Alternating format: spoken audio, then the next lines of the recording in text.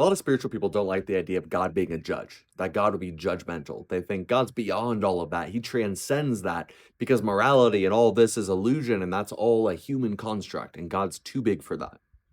But as Christians, we think the exact opposite actually. The Bible tells us that when God made man, he projected his qualities onto us. And so when we have a deep sense of morality, right and wrong, good and evil, lies and truth, when we have a deep sense for justice, we want justice. That's because God is just. That's because he understands these things. And so when we look around the world today in light of everything that's going on right now, we don't like the idea that they're just all going to get away with it. We don't like the idea that the judge is corrupt and is just going to let them off the hook, despite the fact that they're doing all these terrible things. We don't like the idea that this just is going to go on and on forever because there's no justice to be found. We know that if there's a system, a king, a government, whatever, that is over the idea of enacting justice on behalf of the people, that is a system that does not love its people, that does not care about its people. We know that when there's a person who says to someone else, you know what, just go do whatever you want.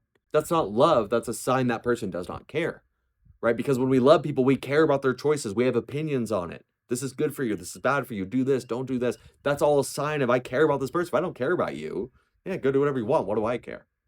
And so the fact that we have a God that judges is a reflection of the fact that our God cares. He loves, he's participatory. He cares about what happens to innocent women and children more than we can even imagine he cares. He cares way more than I'm capable of caring. And that's why when we die, we will stand before God and we will be judged. Or another way to think about it is justice will be served to the fullest from the viewpoint of a truly holy and just God.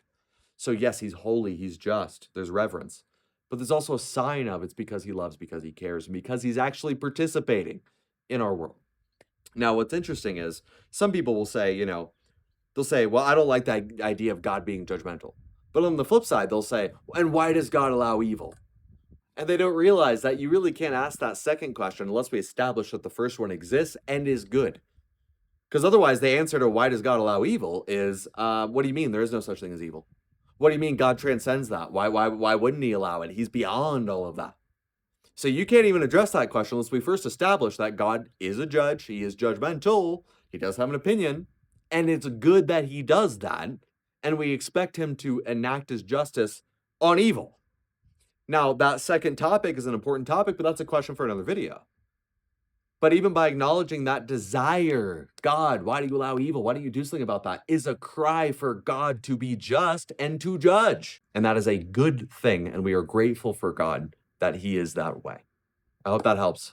God bless.